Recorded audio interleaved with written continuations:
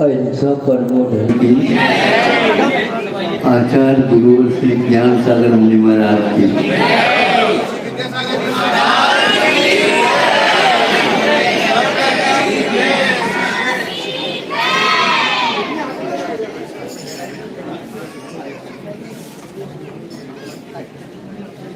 अभी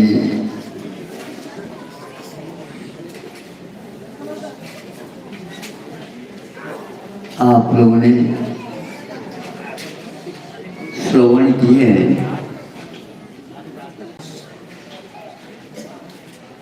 और अपने हृदय से जब समझ में आया, समझ रहे थे अथवा बहुत अच्छा लग रहा होगा आपको, उस समय हमने आपको बिना पूछे आपकी फोटोग्राफी कर ली।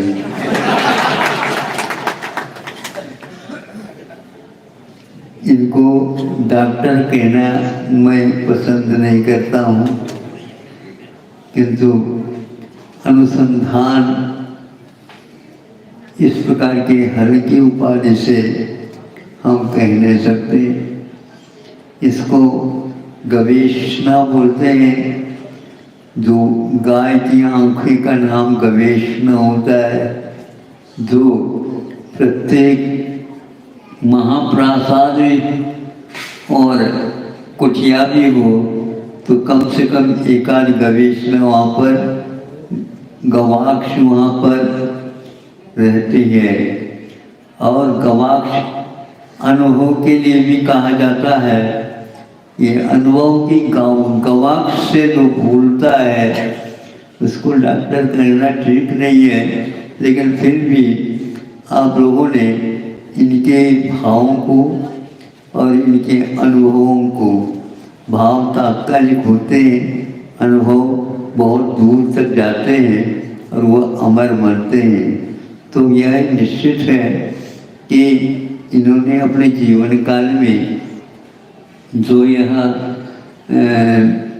गवेषणा के माध्यम से, शोध के माध्यम से, अनुभव के माध्यम से, और अभी आपके सामने उदाहरण उन्होंने दिया कि जब हम दही को मथते हैं तो दक्षिण में वह एक लकड़ी का नाम नहीं होता, किंतु उस लकड़ी को फंसाया जाता है।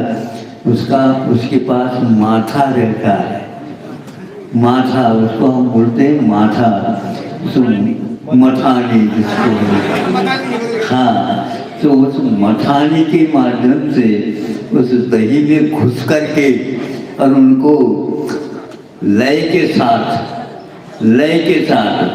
मतलब जब ये हाथ आगे गाएगा तो ये हाथ कम से कम धनुष्मान के समान कान तक आ जाती, धीरे धीरे ऐसा नहीं जल्दी जल्दी चला रहे, नहीं, बहुत ही अनुपात से किया जाता है। और बार बार थोड़े से उठा करके देखा जाता है कि नवनीत के कण मथाने में आए क्या। हाँ, तब उसकी गवेषणा होती है और वह क्या होता है, वह दही तैरता नहीं था, अब उस दही में से तैरने वाला कोई व्यक्ति आ गया है। सब डूबते हैं, वो मथाने स्वयं डूबता है, लेकिन वह नवनीत उसमें से तैरने लग जाता है। लेकिन अभी तैरने का कार्य अनुपात से हुआ है। वह देखने में आ रहा है कि नवनीत का गोला तैर रहा है, तो वहाँ दूध की चांद की भांति थोड़ी एक कोर जो है अपने दिखा रहा है और वो पूरा को पूरा डूबा हुआ रहता है। यहीं तक विदेश की यात्रा होती है प्राय करके। बटर में ही ये संतुष्ट हो जाते हैं, लेकिन बेटर में नहीं। थोड़ा सा अंतर है। हम इंग्लिश तो नहीं जानते, लेकिन आप लोगों को इंग्लिश बहुत अच्छी लगती है। मुझे ये सोच करके ऐसा हैरान हो जाता हूँ, क्योंकि बटर को या बेटर न करके उसको केवल यहीं तक सीमा रख देते हैं और इसी को लिपा पोती करके नहीं समझे, बिना मथाने के घी नहीं है। या तो ज़्यादा कह देते हैं। कोश में हमने देखा कि क्या लिखा, देखो तो सही अनुवाद क्या किया है, घी का अनुवाद तो आएगा मिल्क कहा। अरे भगवान, इनके पास है ही नहीं संस्कार, ये खाए तो मालूम पड़े। और वैसे मादक माना जाता है बेटर वो नवनीत, किंतु इसको अमृत कहा और दूध का सार कहा गया है। सार का अर्थ होता है अपने आप में बहुत महत्व। इसमें सारे जो गुण स्पर्शेंद्र के लिए अलग है, ज्ञानेंद्र के लिए भी अलग है, चक्षुंद्र के भी अलग है, और मन की से विचार कर ले तो वो भी अलग अलग भिन्न भिन्न है। वह गोरस का सार, लेकिन इसके बाद उसको अमृत ही बोलते हैं। तो इसके पास प्रकाश प्रदान करने की क्षमता आती है। बुद्धि में यही एक विशेषता होती है। बहुत सारे बातें इन्होंने बहुत कम समय में वो ऐसा ये परोस रहे थे कि इनको बहुत जल्दी है, ऐसा नहीं मैं वो भी दे दूँ, वो भी दे दूँ, वो भी दे दूँ, लेकिन इनकी जठराग्नि हो तो देवो। अब आपको जठराग्नि भी इनकी और उत्तेजित करनी होगी। इसलिए आपका मैं प्रभु से प्रार्थना करता हूँ कि आप अपने शेष जीवन को अब इस प्रकार न दे करके कुछ बचा हुआ जो कुछ भी है वह आपने कहा कि वयम तो पुत्रा किसके हैं? हम तो पुत्र हैं, किसके हैं?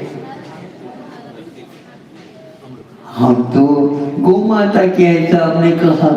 तो इसमें कोई संदेह नहीं है वह कि प्रौढ़ अवस्था में ही इसका मंथन किया जा सकता है। ये बहुत अच्छी बात है कि वृद्धावस्था में भी नहीं और बाल्यावस्था में भी नहीं, किंतु प्रौढ़ अवस्था में ही इसका मंथन किया जाता है। इसी को मेधा बोलते हैं। तो वहाँ प्रौढ़ अवस्था क्या है? संस्कृत में प्रौढ़ शब्द की उत्पत्ति बहुत अलग ढंग से की गई है। तो प्रकर्ष रूपेण मूढ़ा, तो प्रौढ़ा बनता है, लेकिन प्र के सामने वो आने से संधि के हिसाब से तो वह प्रौढ़ा होना चाहिए, प्रौढ़ा नहीं, उसमें वृद्धि का अथवा औ का आगम करके प्रौढ़ा कहा है। प्रौढ़ बनने के बाद ही ये सारा मंथन हो सकता है। ज़्यादा तो नहीं कर सकता, लेकिन फिर भी हम यही कह सकते हैं कि आयुर्वेद अपने आप में बहुत महत्वपूर्ण रसायन है। और रसायन का अर्थ होता है एक प्रकार से मृत्यु के साथ एक लड़ना और मृत्यु को जीवन में आने नहीं देना। अकाल में जैनाचार्यों ने कहा है, अकाल में कोई भी मरण को प्राप्त कर रहा है तो रसायन उसके लिए कह देता है कि रुक जा। मृत्यु को कोई रोक नहीं सकता, लेकिन अकाल में यदि मरण होता है आयुर्वेद कहता है कि तुम्हें आने नहीं देंगे हम।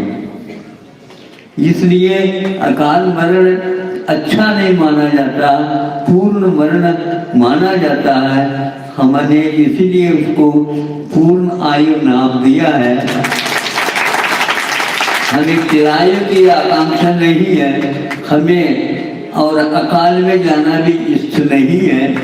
हम रसायन के माध्यम से ही इस जीवन को प्रौढ़ता के साथ इसका मंथन हम करें, और ये मंथन के लिए 5 इंद्रियों का दमन करना अनिवार्य होता है। इंद्रिय दास कभी भी शोध नहीं कर सकता, इंद्रिय दास कभी भी तैरते तैरते डुबकी नहीं लगा सकता, और डूबने वाला व्यक्ति डूब जाता है, डुबकी लगाने वाला कभी डूबता ही नहीं, मरता भी नहीं, किंतु भीतर तो सार वस्तु है उसको लेकर के आता है, ये अपने जीवन में इसी प्रकार करे और जाते जाते कुछ ऐसी संतान, कुछ ऐसी परंपरा छोड़ दे जिसके द्वारा इसका मरण जो होने वाला था भारत का, वह जीवित रहे,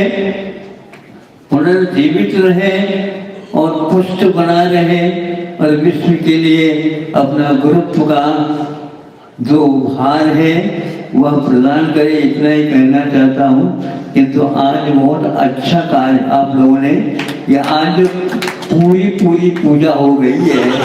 ऐसा पर्वत की भावों की निर्मल सरिता में अब